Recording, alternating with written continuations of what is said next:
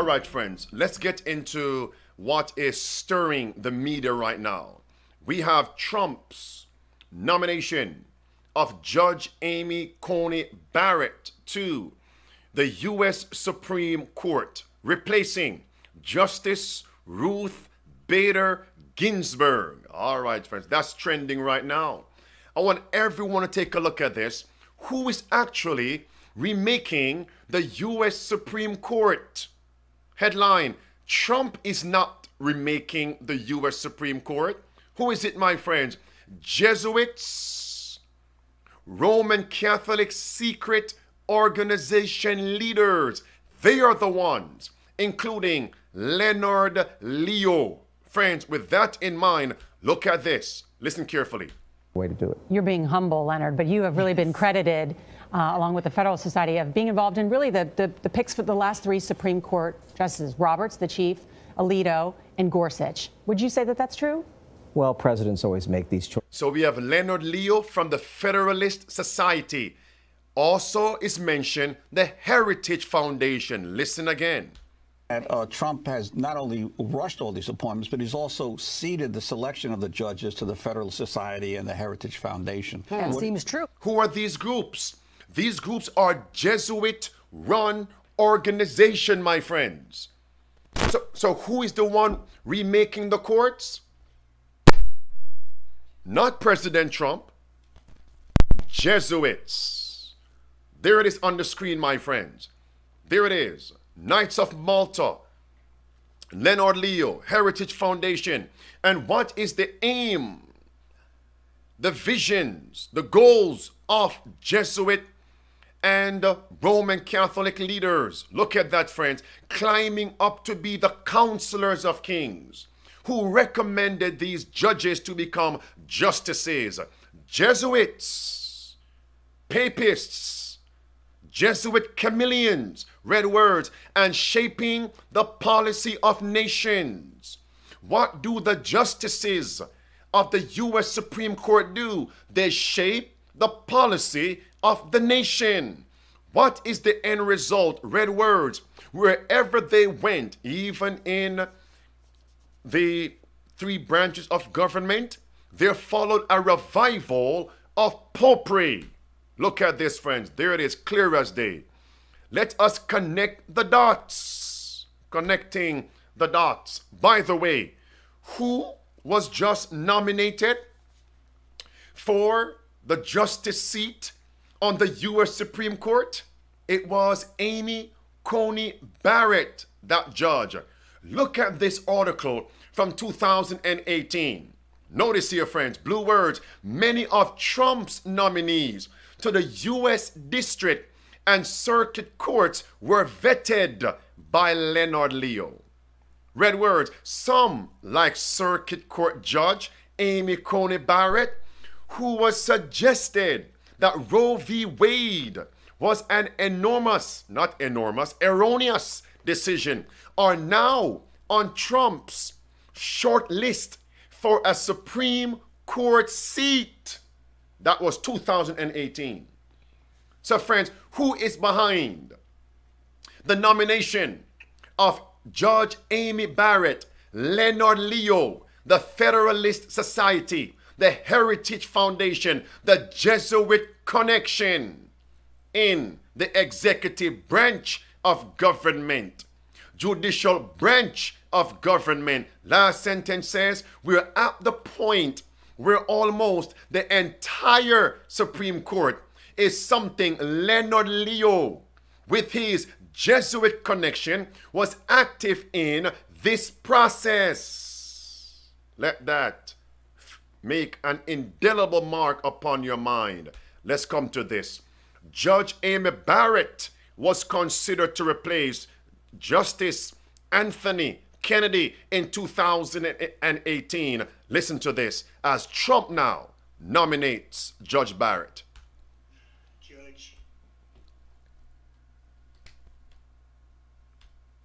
Judge Ann Coney Barrett. The announcement of Judge Ann Coney Barrett was widely expected. The 48-year-old mother of 7 emerged as an early frontrunner. The president considered her to replace Justice Anthony Kennedy in 2018. She also clerked for the late Justice Antonin Scalia. And what was uncovered regarding Judge Amy Barrett in 2018? Look at these articles, friends. Red words. Judge Barrett has been very outspoken of her Catholic views and God. Look at this. Now, friends, look, this article was 2018. This one is September 21st, 2020. This is from AmericaMagazine.com, the Jesuit-run media press. Red words, it says, Judge Amy Coney Barrett have been outspoken about the role of her Catholic faith and how her Catholic faith plays an important role in her judicial decisions, her judicial career. All right, friends, connecting the dots. Come to this now. 2017. Red words, it says, what? No, blue words. Judge Barrett, quote, direct quote, has asserted that judges should not follow the law or the U.S. Constitution when it conflicts with their personal religious beliefs. What? You read that correctly. You heard that correctly. Last sentence. In fact, Barrett has said that judges should be free to put their personal views, can we say their Catholic views, ahead of their judicial oath to faithfully follow the law. Friends, with that in mind, look at this article, September 25th, 2020. What I just read from 2017 was reposted by another media outlet September 25th, before President Trump publicly and officially nominated Judge Amy Barrett. Look at that, friends. Remember now, she said, it's okay to put your Catholic personal views ahead of your judicial oath. That's a direct quote from the Spirit of Prophecy. Great Controversy, page 580. Is this a nail in a sure place? Look at this. It says, I won't read all of this. Black words underlined. Whatever their nationality or their government, they are to regard, these are Roman Catholics now, they are to regard the authority of the church as above all other. Red words. Though they may take the oath pledging their loyalty to the state, yet back of this lies the vow of obedience to Rome, absolving them, Roman Catholic civil leaders, absolving Roman Catholic civil leaders from every pledge inimical to the Roman Catholic interests, to Jesuit interests. Friends, with that in mind, let's take a look at the Library of Congress. Official? Yes. Library of Congress. Look at this. This is an illustration that shows Pope Leo XIII climbing through a ballot box in an effort to get to a sign. The sign on the wall that states, in essence, separation of church and state. Congress shall make no law respecting an establishment of religion. So what is the aim? And what has been the aim of popery? To trample upon the principles enshrined in the U.S. Constitution. Red words. And friends, these statements were written in papal encyclicals. Red words. Every Catholic should rigidly adhere to the teachings of the Roman Catholic pontiff. You heard that correctly. Next quote from a papal encyclical. Blue words. All Catholics should do all in their power to cause the constitutions of states and legislation to be modeled in the principles of the true church, meaning the Catholic Church. You heard that correctly. Last statement, red words, all Catholics must penetrate wherever possible in the administration of civil affairs. The Library of Congress then wrote, each is noted as a papal encyclical. That means we have U.S. civil leaders posing as if they are American advocates. They are American public servants. In essence, they are Jesuit servants, papal servants, Roman Catholic servants. These are wolves in sheep's clothing. These are Jesuit chameleon. Does it make sense? Watch this. Is America about to speak as a dragon? How does America speak? Through her legislative and judicial authorities. That's Revelation 13, 11 through 17. Look at this. If Amy Barrett joins the U.S. Supreme Court, that would make 6 Catholics. May I add? Maybe 7. Why? Because Neil Gorsuch claims his Catholicism. And the Episcopalian Church is not far from Roman Catholicism. It's a daughter of Roman Catholicism. Is that point clear, my friends? So we have 6 or maybe 7 Roman Catholics. And remember, the Catholics, they join any political party to push the common good.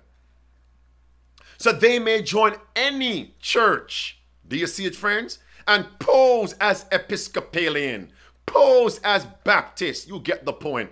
In essence, they bleed Roman Catholicism. All right? Question.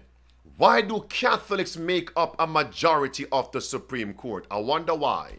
There it is, my friends. Because Roman Catholics, their objective is to unite church and state. And the church must control the state.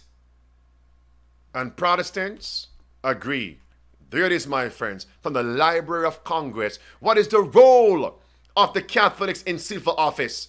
Red words, last sentence. Red words, all Catholics must penetrate wherever possible in the administration of civil affairs. Why are there so many Catholics as justices on the U.S. Supreme Court to unite church and state? Catholic social teaching and the Library of Congress put that in print. From papal encyclicals, Catholics must penetrate wherever possible in the administration of civil affairs. My friends, connecting the dots, America is about to speak as a dragon. Do you know who Trump met with? The evangelicals. Just before he announced Judge Amy Barrett as the justice for the Supreme Court. And friends, the Protestants have no problem with that. Do you know why? The Protestants and the Catholics have the same goal: unite church and state, and the church must dictate to the state. That is what the Jesuit magazine America said, September 21st, 2020. And who forms an image to the Roman papacy? Protestant America. So 6 or even 7 justices on the U.S. Supreme Court. There's no problem with that in the eyes of apostate Protestants. Why? They're working for the same objective. There it is. I covered these. I won't spend much time there. That's their goal. Church must control the state. All right, friends. And what are we told? Thank you, Hillary. What are we told in the book Great Controversy? Page 234, there was no crime too great for the papacy, for Jesuits to commit, no deception too base for them to practice, no disguise, that's it, no disguise too difficult for them to assume. Why? They want to trample underfoot Protestantism and revive popery. That's why Library of Congress has on record in a Jesuit encyclical stated from a pope. Civil leaders in America who are Catholics penetrate wherever possible and make sure you climb up into civil offices and champion popery.